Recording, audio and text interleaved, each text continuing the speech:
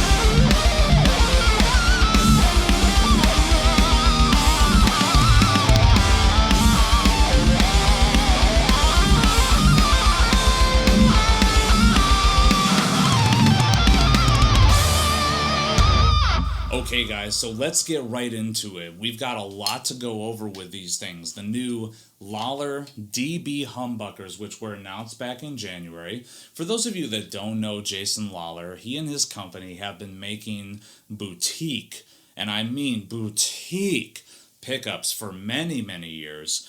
They are made to a very, very exacting standard, very, very high standards of quality with these things. I mean, that's just kind of what he's always been about. For those of you that don't know the name, one of the things that he is kind of really known for is over the years, he has done many faithful recreations of a lot of vintage style pickups.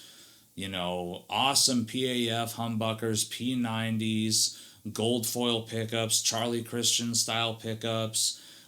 He does an incredible Peter Green inspired PAF set that is, besides these, the only other set of his that I have had the pleasure of playing. But man, did they sound fucking incredible. These are no different. They sound just absolutely phenomenal, but this is a different beast entirely. What is new about these is that these are Lollar's kind of first foray into high gain metal territory. Something that's a lot more extreme, a lot more modern, a lot less vintage, and these things absolutely fucking scream. I'm a little bit speechless with how good these things are because I kind of didn't expect them to be this incredible. I mean, they're Lollars. I expected them to be fucking great, but I didn't know that it was going to blow me away as much as these things did. Now, first of all, let's take a look at the aesthetic. The pickups do boast 1/8 inch thick steel blade pull pieces, which look very cool. They've also got a little bit of a ring cover that goes around the pickups too. These are available in a variety of different looks. Aesthetically, very pleasing to the eye. Because of the bar magnets, they do kind of evoke thoughts of, like the old DiMarzio X2N and the Bill Lawrence L500, Duncan Dimebücker, etc. But I want you to put those thoughts out of your brain because this sounds nothing like those. There's no super shrill top end to speak of, no super high rate of compression with these either. These are extremely, extremely dynamic pickups. Wow, are these things touch responsive? Wow, are these things very, very susceptible to mellowing out when you roll the volume back, so you get a lot of gray tonal character out of these things. They are not super compressed at all, as I said before. The output, the DC resistance, which admittedly is not the best way to gauge output, but it's kind of all we really have. DC resistance for the neck pickup is right around 11.2, 11.25 thereabouts. The bridge pickup right around 12.8. So we have pickups that are not exactly wound super duper hot, but they do sound a little bit loud. They cut through the mix rather nicely, and that's even before we get into the tone. Going to Lollar's website, it's often difficult to determine what magnets are used in the pickups because the website is kind of intentionally vague. Part of this stems from the fact that after reading through the FAQ section, it becomes clear that what they want to do is make sure that you are not basing your judgment on whether or not you want to purchase a pickup just by what magnets are in it. There's lots that goes into the pickup that determines what the overall finished product sounds like. It's not just the magnet type, it's the type of wire that's used, what gauge, it's how many windings, it's the type of pull piece. There's a lot that goes into it. Because of that, Lollar's website is a little bit vague on that. That being said, after talking with Jimmy Davis from Lollar Pickups, he reassured me that in these particular pickups, we have an Alnico 8 magnet in the bridge, which explains so much because I have had lots of great experiences playing pickups with an Alnico 8 magnet. And the neck pickup, there again, lots of great experiences with an Alnico 5 magnet. The bridge pickup has some of the most incredible metal tone I've ever heard. It has a really nice, tight yet punchy low end that gets pushed a little bit between 150 hertz and 250 hertz, and it just tends to add so much life to the palm mutes.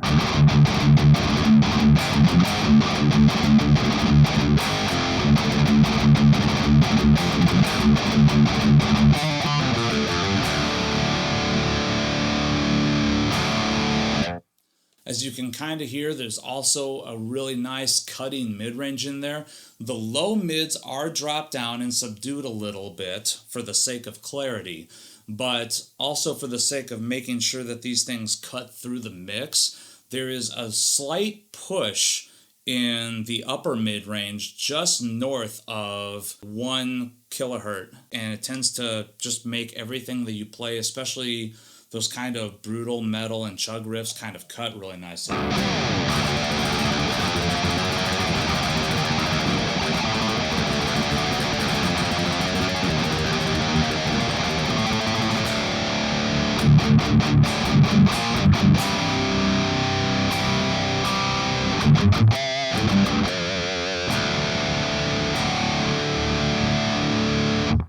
Add to this, you've got a top end that is pretty much all pushed right up until you get to about 6 kilohertz, and then you see a dramatic drop off, so there's like no noise, there's no hiss, it's just extremely articulate, but at the same time it is not super shrill at all. It's not shrill in the first place. It's like they found that magic sweet spot with the treble to where it just hits that perfect point where you get a nice, cutting, articulate, and bright top end, but without it being too bright. It's really quite nice. It makes chords just kind of chime out.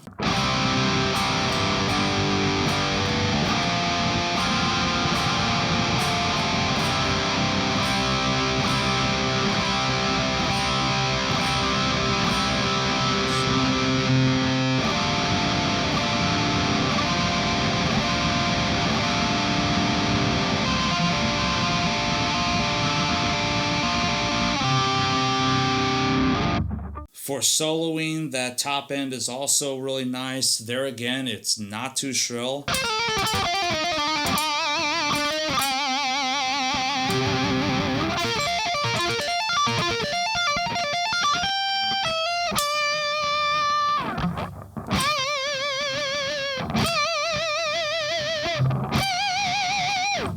Very touch responsive too. So if you want to just kind of roll back the volume, play a little bit lighter.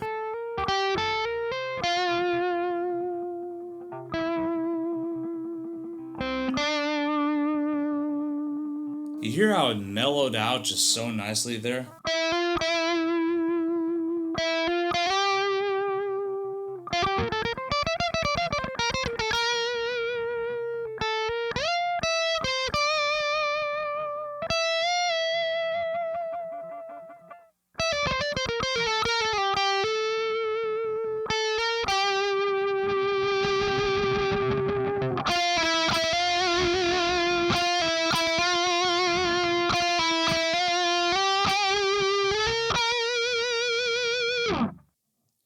Speaking of very touch responsive, you've got to hear how this thing splits. It's super nice.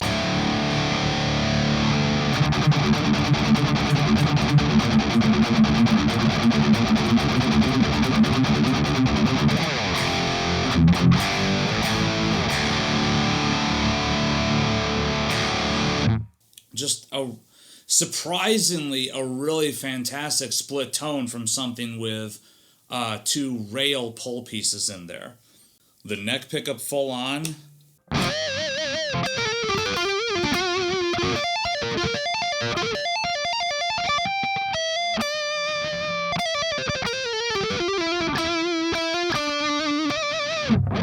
Sounds very harmonically rich. Still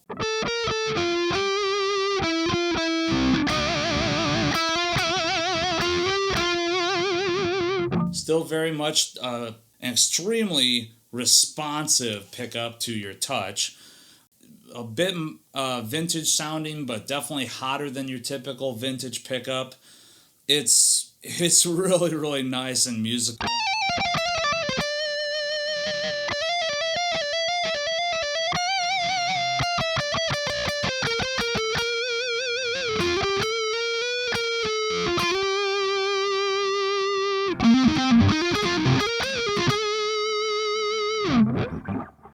So good.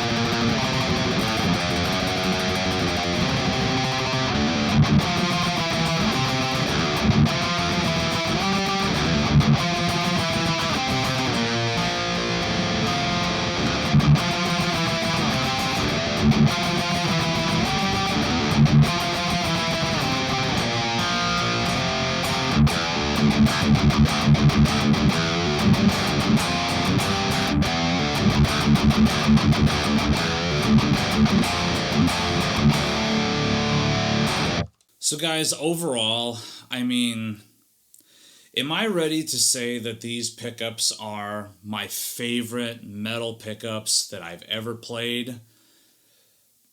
Not quite, but that's only because I've only really been jamming on these things for just a brief amount of time, but god damn are they inching their way up there. I mean, I've got a set of 1 meg pots in there right now, which is what Lollar recommends for use with these. In the configuration that I had before, where I had a 500K set of pots in there, they definitely sounded great, but they were just missing that little something. But dude, you put in 1 meg pots in here, and everything just fucking opened up and bloomed, and it's crystal clear. There's no noise, there's no hiss, just extreme articulation, extreme tone.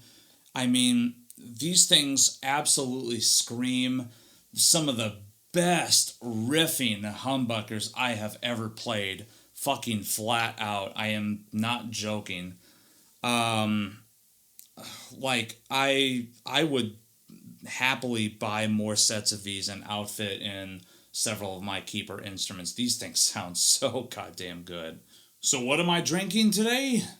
Today I am having, from Rooftop Brew Company, I am having their Hoppin' Honey Braggot Ale, which, for those of you that don't know what a braggot is, it's a very, very old type of beer that used to be made with various herbs and spices mixed in. These days, it's kind of hit or miss if you're going to find them with herbs and spices, but usually they're still made with both honey and with hops. Let's see. Alcohol by volume is 11.2%, so it's a pretty heavyweight beer. Pours kind of a nice golden caramel color. Maybe a little bit more closer to the caramel now that it's starting to settle a little bit. Ooh, very, very sweet and spicy aroma, so maybe this one does still have the spice in it.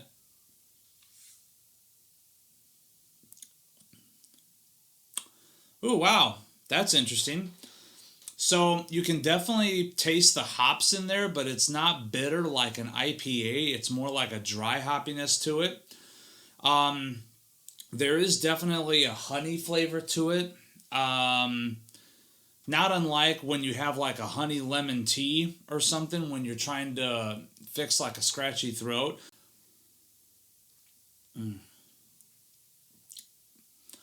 Notes of apricot, plum, maybe a little bit of like dried pineapple in there.